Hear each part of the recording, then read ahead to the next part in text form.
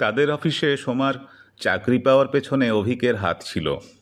ইউনিয়নের নেতা সে, আর সেই সুবাদে গোড়ায় আপত্তি থাকলেও শেষ পর্যন্ত তার তদবিরেই কর্তৃপক্ষ শেষ পর্যন্ত সোমাকে চাকরিতে বহাল করতে বাধ্য হয়। তা না হলে অভিক তো ঠিকই করে রেখেছিল লাগাতার ধর্মঘট চালিয়ে যাবে, আর এর জন্যে স্বভাবতই সোমা তার প্রতি কৃতজ্ঞ। অভিকের প্রতি তখন থেকেই সোমার মনে দুর্বলতার জন্ম হয়েছিল। তাছাড়া মৃত স্বামী দীপকের প্রভিডেন্ট ফান্ড ও গ্র্যাচুইটি বাবদ টাকা অফিস থেকে আদায় করার ব্যাপারে সোমাদের বাড়িতে বেশ কয়েকবার যেতে হয়েছিল অভিককে। সোমার বয়স 30-এর নিচেই। মিলি, মানে অভিকের স্ত্রী, মিলির থেকে 10-12 বছরের ছোট। মিলি এখন বিগত যৌবনা, আর সোমা পূর্ণ যুবতী শুধু নয়, রীতিমতো সুন্দরী। তার রূপ ও যৌবন দেখলে যে কোনো বয়সের পুরুষের মাথা ঘুরে যাবে। এদিকে অভিকের বয়স প্রায় 50 ছুঁই ছুঁই। দাম্পত্য জীবন তার থেকেও তার স্ত্রী মিলির কাছে অনেক একঘেয়ে হয়ে গেছে। মিলি আর তেমনভাবে সাড়া দেয় না। দিনকে দিন কেমন যেন শীতল হয়ে যাচ্ছে। মিলি এখনও স্বামীর সঙ্গে একই শয্যায় শোয়ে বটে, কিন্তু সেটা না শোয়ারই নামান্তর। যদি কখনো কামনা জর্জরিত হয়ে অভিক মিলির শরীরে হাত দেয়, তাহলে আর রক্ষে থাকে না। রাগে উত্তেজনায় চিৎকার শুরু করে দেয় সে। ঠারে ঠারে বুঝিয়ে দেয় তার বিনা সম্মতিতে অভিকের এ কাজ অনৈতিক। তার মতে যা কিনা ধর্ষণের পর্যায়ে পড়ে। এ যেন শীতল হয়ে যাওয়া স্ত্রীর দর্শন। অভিক তার স্বামীর অধিকার খাটিয়ে মাঝে মাঝে মিলিকে জড়িয়ে ধরতে চায়। মিলি তখন হুমকি দেয় পরের দিন থেকে সে তার ছেলে নয়নের সঙ্গে শোবে। এ কথা শুনে অভিক চুপসে যায়, অনেকটা কাটা ঘায়ে নুন পড়ার মতন আর কি। নেই মামার চেয়ে কানা মামা ভালো, এই রকম একটা ইচ্ছে হাতটা গুটিয়ে নেয় সে। কিন্তু পুরুষ মানুষ কতদিন নারী সঙ্গ লাভ করা থেকে বঞ্চিত হয়ে থাকবে, বিশেষ করে নিজের বিয়ে করা স্ত্রীর কাছ থেকে? তাই সে সুযোগ খুঁজছিল, আর সেই সুযোগটাই সে পেয়ে গেল অফিস কলিগ দীপকের আকস্মিক মৃত্যুতে। সময়কে সদ্য বিধবা, তার উপরে তার দেহে এখন ভরা যৌবন, আর সেই যৌবন সে অসময়ে নষ্ট হতে দিতে চায় না। সে তার যৌবন সরস্বতী তীরে মন চাইলে এখনও তার মনের মতো অনেক পুরুষকে ভরকে দিতে পারে। আর এদিকে অভিক এখন তার মনের অনেক কাছে এসে গেছে। অফিস ছুটির পরে অভিক তাকে বাড়ি পৌঁছে দিতে আসে, আর সেই সূত্রে 2-3 ঘন্টা করে সময় কাটিয়ে যায়। বাড়ি ফিরে তার স্ত্রী মিলিকে বলে অফিসে ইয়ার এন্ডিংয়ের অনেক কাজের চাপ, আর এভাবেই সোমার সঙ্গে তার প্রেমের প্রারম্ভিক পর্ব চলতে থাকে। এমনি একদিন মুষলধারা বৃষ্টি আর থামতে চায় না। রাত 9টা, 10টা, 11টা বেজে গেল। বৃষ্টি থামার কোনো লক্ষণ দেখতে না পেয়ে সেই বৃষ্টি মাথায় করে একসময় অভিক সোমার বাড়ি থেকে চলে আসার জন্য উঠে দাঁড়ায়। না, বৃষ্টি আর থামছে না। এই বৃষ্টিতে বাস ট্রাম নিশ্চয়ই বন্ধ হয়ে গেছে। এখন ট্যাক্সি না পেলে হেঁটেই বাড়ি ফিরতে হবে, তা না হলে মিলি খুব চিন্তায় পড়বে। চলি। আর এই দুর্যোগের রাতে আপনাকে চলে যেতে দিলে যে আর একজনকে সারা রাত দুশ্চিন্তায় কাটাতে হবে, সে কথা কি একবারও ভেবে দেখেছেন? কে কে সে? না জানার ভান করে অভিক। গুটি গুটি পায়ে অভিকের কাছে এগিয়ে এসে সোমা গারস্বরে বলে, কেন তুমি সরি, আপনি কি অনুমান করতে পারেন না কে হতে পারে সে? সোমার কথার মধ্যে এমন একটা জাদু ছিল যে সেই কারণে অভিক বুঝিবা আর একটু বেশি প্রশ্রয় পেয়ে যায়। সে তার সাহসের মাত্রাটা আর একটু বাড়িয়ে নিয়ে বলে, বেশ তো, তুমি করে সম্বোধন করলে, কিন্তু সঙ্গে সঙ্গে বদলে ফেললে কেন? আপনি আগে এসব ভালো লাগে না এখন থেকে। এসব ব্যাপার একতরফা হয় না, আর একজনের সহযোগিতার দরকার হয়। যেমন এক হাতে কখনো তালি বাজে না। হ্যাঁ, ঠিক তাই। আমিও তো চাই। আমিও তো অনেক দিন থেকে তোমাকে তুমি করে বলবো বলে ভাবছি। কিন্তু পারছো না। ঠিক পাচ্ছি না বললে ভুল হবে। আসলে সাহস পাচ্ছিলাম না, পাছে তুমি ভুল বোঝো। ভুল বোঝাবুঝির পর্বটা কি আমরা পেরিয়ে আসিনি অভিক? এই বলে সোমা একটা অদ্ভুত কাজ করে বসলো। অভিকের বুকে নিজেকে সঁপে দিয়ে বলল, তুমি কি বোঝো না? তোমার ভালো মন্দে আমি কষ্ট পাই। বুঝি, অবশ্যই বুঝি। অভিক সোমাকে আরও ঘনিষ্ঠভাবে আলিঙ্গনে আবদ্ধ করে ফেলল। কিন্তু আমার যে এখন না গেলেই নয় সোমা। যদি যেতে না দিই? কোন দাবিতে? অভিক প্রশ্নটা করে সোমার মনে কি প্রতিক্রিয়া হয় তা দেখার লোভটা সামলাতে পারে না। আমার ভালো লাগার দাবিতে। সোমা, হ্যাঁ অভিক, আমি তোমায় ভালোবাসি। I love you. I love you too. তার প্রমাণ দিতে পারো? হ্যাঁ, দেব, আজই দেব। কি বললে? আজই দেবে? মানে? মানেটা খুব সহজ। আজ আমি আর বাড়ি যাচ্ছি না। মানে আজ রাতটা তুমি আমার কাছেই থাকবে? হ্যাঁ, তোমার শয্যাসঙ্গী হয়ে। তুমি মহান, ইউ আর গ্রেট। এবার খুশি তো? হ্যাঁ, খুব খুশি। কিন্তু আবার কিসের কিন্তু? সোমার আয়ত মুখখানি অভিক নিজের দু হাতের তালুবন্দি করে প্রশ্ন চোখে তাকালো তার দিকে। এতক্ষণ আমরা কতই বা অন্তরঙ্গভাবে কথা বলেছি, কিন্তু তার মধ্যে একটি বারের মধ্যে তুমি আমাকে চুমু খাওনি। ওঠো, এই কথা? ঠিক আছে, তোমার এই স্বাদটা এক্ষুনি মিটিয়ে দিচ্ছি। এই বলে অভিক ধীরে ধীরে তার মুখটা নামিয়ে আনে সোমার ওষ্ঠদ্বয়ের ওপর। তাদের চুম্বন দীর্ঘ থেকে দীর্ঘায়িত হলো। এক সময় সোমার ঠোঁটের উপর থেকে নিজের ঠোঁটটা বিচ্ছিন্ন করে অভিক ইঙ্গিতপূর্ণ হাসি হেসে বলল, এমন বৃষ্টি ঝরা রাতে আমার কিন্তু শুধুই চুমুতে আশ মিটবে না, আরও কিছু পেতে চাই। যাও, অসভ্য কোথাকার। কেন? এর মধ্যে অসভ্যতার কি আছে? এমন নিশীথ রাতে নির্জন ঘরে দুজন নারী ও পুরুষ মিলিত হলে তারা কি করবে? নিশ্চয়ই ভাই বোনের সম্পর্ক ধরে নিয়ে মেয়েটি ছেলেটির হাতে রাখি পরিয়ে দেবে না, কিংবা ভাই ফোঁটার আমন্ত্রণ জানাতে যাবে না। বাইরে অঝোর ধারায় বৃষ্টি, আকাশে বিদ্যুৎ চমক, এমনি এক মিলনেচ্ছু আবহাওয়ায় ভীষণ বলতে ইচ্ছে করছে, এসো সোমা, এই অমূল্য সময় আর সুবর্ণ সুযোগের সদ্ব্যবহার করা যাক। আমরা মনুষ্য ধর্ম পালন করি। তাছাড়া আজ প্রায় 2 মাস হলো তোমার স্বামী মারা গেছে। তারপর থেকে তুমি পুরুষ সঙ্গ থেকে বঞ্চিত। তাই তোমার ইচ্ছে হয় না তোমার এই ভরা যৌবনের দেহে দাহ অনুভব করো না? অভিকের গাঢ় আলিঙ্গনে আবদ্ধ বুকের মধ্যে থেকে সোমার পাখির মতো নরম বুকজোড়া থরথর করে কেঁপে ওঠে। অনেকক্ষণ পরে তার কানের কাছে মুখ নিয়ে গিয়ে সোমা ফিসফিসিয়ে বলে, করবো না কেন? জানো অভিক, কাজকর্মের মধ্যে দিয়ে দিনের বেলাটা যা হোক করে কেটে যায়, কিন্তু রাতটা যেন কাটতেই চায় না, বড় ফাঁকা লাগে। তখন নিজেকে খুব নিঃসঙ্গ বলে মনে হয়।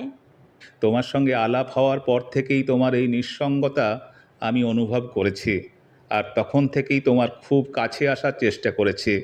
তোমায় হাতছাড়া করতে চাই না। তোমার এই একাকিত্ব কাটাতে এসে তোমাকে সঙ্গ দিয়ে আজকের রাতটা তোমাকে সঙ্গ সুখের সাগরে ভাসিয়ে নিয়ে যায়। এই বলে সোমাকে কোলে তুলে তার বিছানায় নিয়ে এসে ফেলল অভিক। সোমা বিছানায় তার স্বামীর শূন্যস্থানটা চকিতে একবার দেখে নিয়ে চোখের ইশারায় অভিককে সেটা পূরণ করতে বলল। সঙ্গে সঙ্গে অভিক তার আহ্বান গ্রহণ করে শুয়ে পড়ল তার পাশে। সোমার বেডরুমটা চমৎকার ছিমছাম। দেওয়ালের গায়ে নরম জলপাই রং, সিল্কের পর্দা ঝুলছে দরজা জানলায়। আবঝা অন্ধকার, মেঝেতে গোড়ালি ডুবে যাওয়া কার্পেট। বাইরে তখনও অঝোর ধারায় বৃষ্টি ঝরে পড়ছিল। টেপে তখনও সুচিত্রা মিত্রের মিষ্টি সুরেলা গলায় কবিগুরুর বর্ষা ঋতুর গান। আবার এসেছে আষাঢ়, লো ভলিউমে একটা অদ্ভুত ব্যঞ্জনা এনে দিচ্ছিল যেন। অভিক হয়তো ঘুমিয়েই পড়ত এই আশ্চর্য সুন্দর নির্জন ঘরের মধ্যে, কিন্তু সোমার ততোধিক সুন্দর মিষ্টি গলার আহ্বানে সে নড়ে চড়ে উঠল। কি অভিক, ঘুমিয়ে পড়লে? না না, তোমার মতো এমন এক সুন্দরী যুবতীকে কাছে পেয়ে ঘুমোনো যায় নাকি? আসলে আমি তোমাকে এত কাছে পেয়ে একটু বিস্ময়াবিষ্ট হয়ে পড়েছিলাম। কেন, এখনো তুমি কি আমাকে তোমার বিস্ময় বলে ভাবো? অভিকের বুকের উপর উঠে বসে সোমা অন্তরঙ্গতার সুরে এই কথা বলে খিলখিল করে হেসে উঠল বাচ্চা মেয়ের মতো।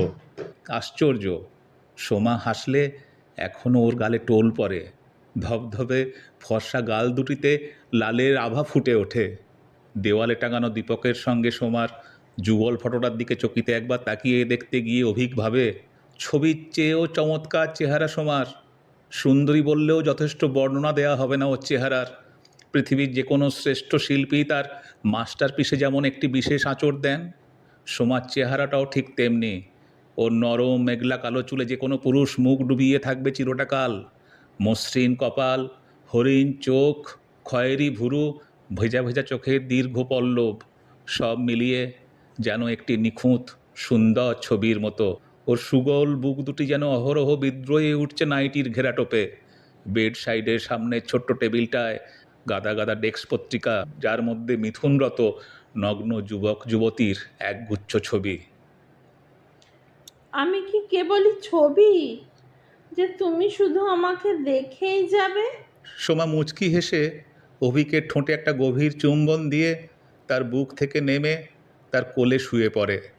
তার নাইটির নিচে প্যান্টি জাতীয় কিছু ছিল না, এর ফলে তার দুই উরুর সন্ধিস্থলের অনেকটা অংশই উদ্ভাসিত হয়ে উঠল অভিকের চোখের সামনে। অভিক বেশ তাড়িয়ে তাড়িয়ে দৃশ্যটা উপভোগ করছিল।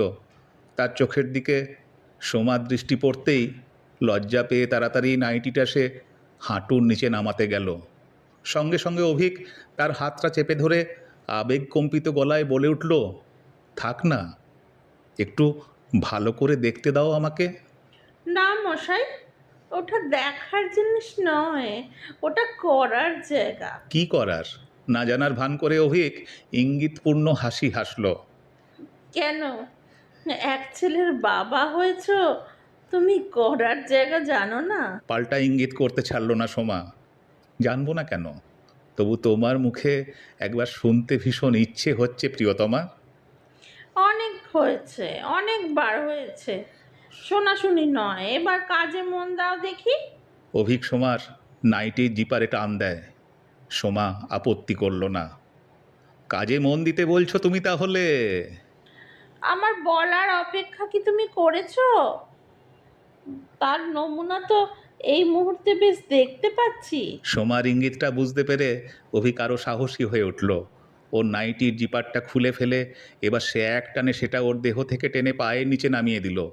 আর সঙ্গে সঙ্গে সোমার নগ্ন দেহটা তার লোলুপ দৃষ্টির সামনে উদ্ভাসিত হয়ে উঠল। এবার সোমাও তৎপর হয়ে উঠল। এক এক করে অভিকের পরনের সব পোশাক খুলে ফেলে তাকেও নগ্ন করে ফেলল এবং পর মুহূর্তেই তার নগ্ন শরীরটা নিজের নগ্ন শরীরের উপর জুৎসই করে বিছিয়ে দিয়ে কাঁপা কাঁপা গলায় বলে উঠল, আর পারছি না অভিক, যা করার তাড়াতাড়ি করো। আমার তপ্ত শরীরটা তোমার যৌবনের জারুগ্রসে সিঞ্চিত করে তোলো প্লিজ। অভিক হাসল। কয়েকটা হালকা কথার টুংটাং চলল কিছু সময়।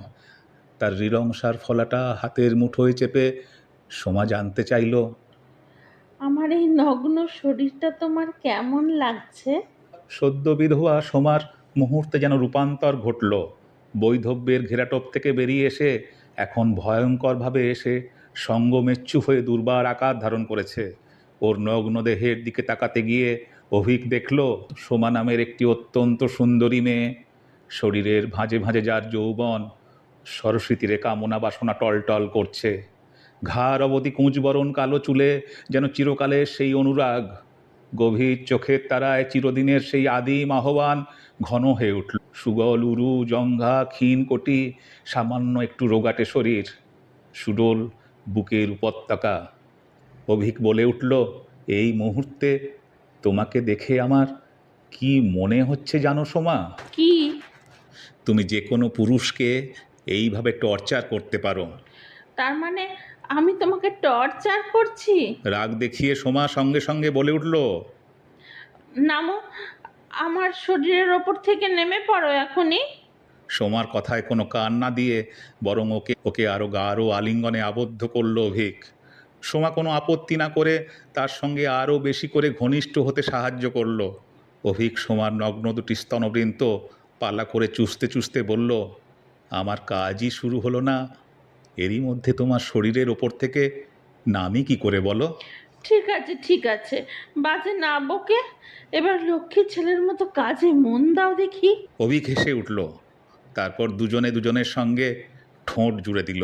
এ ঠোঁট থেকে নিজের ঠোঁট বিচ্ছিন্ন করে সোমা বলল, জানো অভি, তোমাকে যখন প্রথম দেখলাম তখন থেকেই আমি একটু দুর্বল হয়ে পড়েছি। আমার স্বামীর অনেক বন্ধুদের সঙ্গে আমি অবশ্য মিশেছি, কিন্তু তারা সবাই কেমন যেন ডিপ্রেসড, নানা রকম অবসেশনে ভোগে। কিন্তু অবসেশন তো আমারও আছে। মনে হয় না তো? আমার অবসেশন হচ্ছে আমি আমার মনের মতো একজন সঙ্গিনী চাই। দারুণ অবসেশন তো প্রিয়তমা। আজ আমি তোমার সেই ইচ্ছে পূরণ করে দেব অভিক। তোমার দেহে কোনো ক্ষোভ আমি রাখতে দেব না। এই বলে সোমা আরো শক্ত করে জড়িয়ে ধরল অভিককে, শ্বেতাঙ্গ কোনো রাজহংসীর মতো। আবেগে ওর মরাল গ্রীবা থরথর করে কেঁপে উঠতে লাগলো। সম্পূর্ণ কোনো ঈশ্বরীর মতো সে নিজেকে সম্পূর্ণভাবে সমর্পণ করতে চাইল প্রেমিক কোনো ঈশ্বরের কাছে। দুহাত দিয়ে সাবভ্রষ্টা দেবীর মতো ও ধীরে ধীরে আঁকড়ে ধরতে চাইল অভিককে। জিভটা কয়েক মুহূর্তের জন্য ঠোঁটের উপর দিয়ে বুলিয়ে নিল সে। চকচকে ভিজে ভিজে ঠোঁটে সমস্ত পৃথিবীর কামনা তরল আগুনের মতো ঝলসে উঠল। অদ্ভুত একটা শরীরী গন্ধ যেন আচ্ছন্ন করে দিতে চাইল অভিকের সমস্ত চেতনা। অত্যন্ত মন্থর গতিতে সোমা নিঃশ্বাস ফেলল। স্তনবৃন্তের দুই আশ্চর্য মেরু কেঁপে কেঁপে উঠতে লাগলো সেই নিঃশ্বাসের প্রতিক্রিয়ায়। অভিককে চুম্বন দেওয়ার জন্যে সোমা ওর ওষ্ঠদয় তুলে ধরল। দুহাতে তার গলাটা জড়িয়ে ধরার চেষ্টা করল।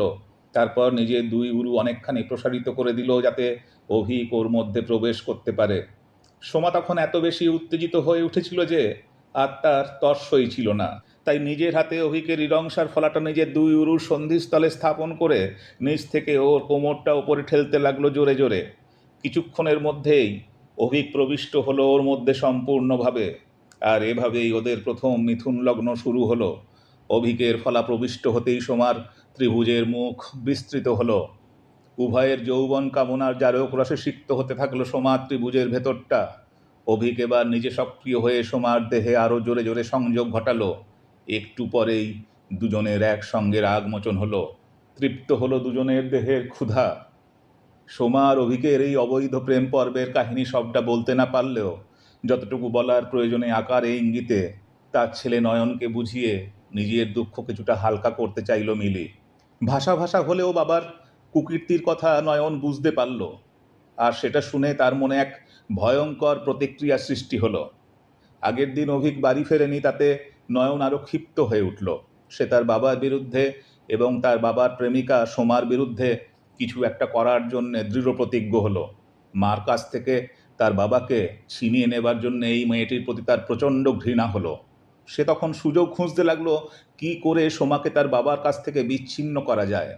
কিন্তু বাবার উপস্থিতিতে মেয়েটির সঙ্গে দেখা করার কোনো সম্ভাবনা নেই, কারণ অভিক তখন সোমাকে ছায়ার মতো ঘিরে রেখেছে। যাই হোক, সুযোগটা মাসখানেক পরেই এসে গেল নয়নের কাছে। অফিস থেকে তার বাবাকে বছরখানেকের জন্য দিল্লিতে বদলি করে দেয়া হলো। এই সুযোগ। অভিক দিল্লি চলে যাওয়ার পরই বাবার অফিস থেকে সোমার ঠিকানা জেনে নিয়ে একদিন তার বাড়িতে গিয়ে হাজির হলো নয়ন। কিন্তু সোমার সামনে গিয়ে নয়ন একেবারে 180 ডিগ্রি ঘুরে গেল। সোমার রূপ ও যৌবন দেখে ভয়ঙ্করভাবে মুগ্ধ হয়ে গেল সে। প্রথম দর্শনেই প্রেম। সোমার বিরুদ্ধে তার সমস্ত রাগ অভিমান নিমেষে যেন জল হয়ে গেল। তার দিক থেকে চোখ ফেরাতে বুঝি ভুলে গেল সে। তার কানে কানে কে যেন দুটো আশার বাণী শোনাচ্ছিল, এক ঢিলে দুই পাখি মারার মতন। সোমাকে তার প্রেমের বন্ধনে জড়িয়ে ফেলতে পারলে বাবাকে সোমার কাছ থেকে দূরে সরিয়ে রাখা যাবে। আর দ্বিতীয় আশার বাণী হলো সেই সুযোগে সোমাকে জয় করে তার জীবন সঙ্গিনী করে তুলতে পারবে। তুমি তো নয়ন, তুমি ঠিক তোমার বাবার মতো দেখতে হয়েছ। অভিক আর তোমার মুখ যেন একই ছাঁচে গঠিত। তোমার কথা তোমার বাবার থেকে অনেক শুনেছি। তুমি তোমার বাবার চেয়ে অনেক বেশি সুন্দর দেখতে।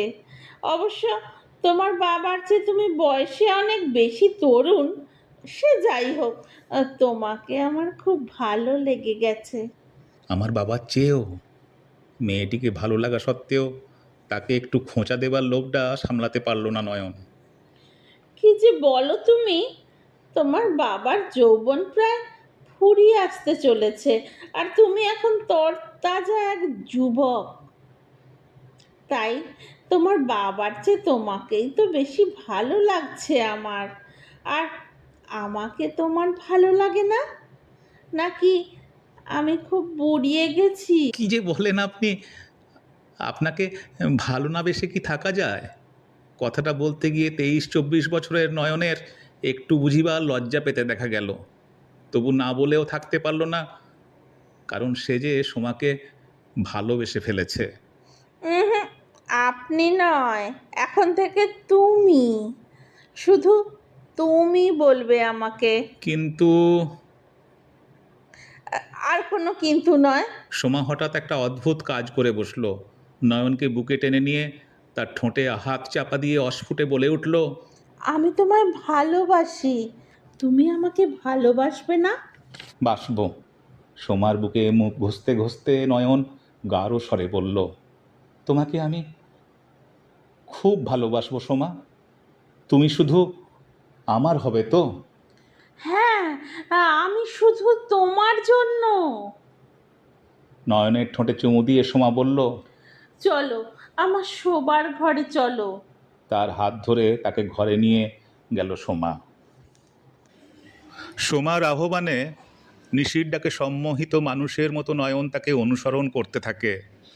সোমা নয়নকে সোজা নিজের বিছানায় নিয়ে গিয়ে তাকে শুইয়ে দিয়ে তার পাশে নিজেও শুয়ে পড়ে। তারপর নয়নের জামাটা খুলে ফেলে। নয়নের খোলা প্রশস্ত বুকে সে হাত রাখে। কাঁধের পেশিতে হাত বোলাতে বোলাতে 2 হাত দিয়ে তার গলা জড়িয়ে ধরে। কোমল হাতের স্পর্শে নয়নের সারা শরীরে শিহরণ জেগে যায়। সেও বলিষ্ঠ হাতে সোমা নরম বুকে চাপ দিয়ে তার সুখের সাগরে মাতাল করে তুলতে চায়। চুম্বনের প্রত্যাশায় সোমা তার ওষ্ঠদয় মেলে ধরে নয়নের মুখের সামনে।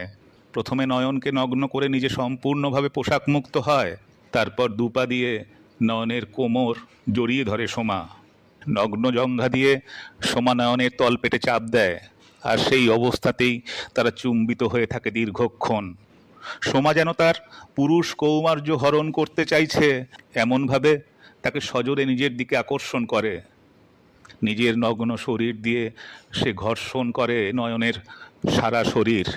তারপর নয়নের হৃদংসার ফলাটা নিজের মুঠোয় শক্ত করে সোমা তাকে নিজের বুকের ওপর তুলে নেয় আর মিথুন লগ্নে লিপ্ত হয়। নয়নের আচার ব্যবহার প্রকাশভঙ্গি এমনকি রতিক্রিয়াতেও ছিল ঠিক তার বাবার ছায়া। নয়ন আর সোমার একই সাথে রাগমোচন হয়। এইভাবেই সুখে কাটতে থাকে নয়ন আর সোমার দিনগুলি। নয়নের কাছে এসব সুখ অনুভূতি একেবারে নতুন, কিন্তু সোমার কাছে সব কিছুই তার হারানো প্রেমের পুনরাবৃত্তি যেন। এ এক অমর প্রেম যেন। নয়নের কাছে সোমা এক প্রহেলিকা যেন। নয়নের মনে আনন্দ, সোমার সঙ্গে সে তার বাবার দূরত্ব তৈরি করতে পেরেছে। আবার আরও একটা আনন্দ, সোমাকে সে পেয়েছে একেবারে নিজের মতো করে। ঠিক 1 বছর পরে অভিক কলকাতায় আবার বদলি হয়ে এলো। সোমা তখন নার্সিংহোমে একটা পুত্র সন্তানের জন্ম দিয়েছে। খবরটা পেয়ে খুশি হয়ে অভিক সোমার সঙ্গে দেখা করতে এলো। সোমার নবজাত ছেলেকে দেখে অভিক উচ্ছ্বসিত হয়ে বলে উঠল, তোমার ছেলেটা ঠিক আমার মতো হয়েছে সোমা। না অভিক, ও তোমার ছেলে নয়, ও তোমার নাতি। নাতি মানে?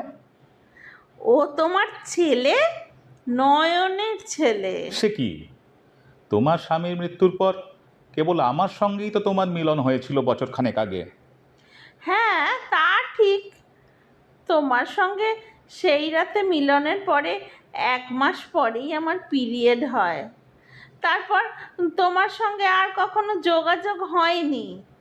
তুমি দিল্লিতে বদলি হয়ে যাওয়ার পরই একদিন নয়ন আমার বাড়িতে আসে, আর সেদিনই তার সঙ্গে আমার শারীরিক মিলন হয়। আর তারপরেই আমি সন্তান সম্ভবা হয়ে পড়ি। তাই এর থেকে বুঝে নিতে পারো। এই সময় নয়ন তার কেবিনে ঢুকতেই সোমা সঙ্গে সঙ্গে বলে উঠল, এসো নয়ন। তারপর অভিকের দিকে ফিরে বলল, সামনের মাসেই আমরা দুজনে বিয়ে করছি, তোমার ছেলে বউকে আশীর্বাদ করবে না? অভিক কোনো উত্তর না দিয়ে কেবিন থেকে বেরিয়ে গেল। তার ঠিকানা এখন তার অনাদৃতা স্ত্রী মিলির বাড়ি। তাকে চুপ করে চলে যেতে দেখে সোমা আর নয়ন একসঙ্গে শব্দ করে হেসে উঠল, হা হা হা হা।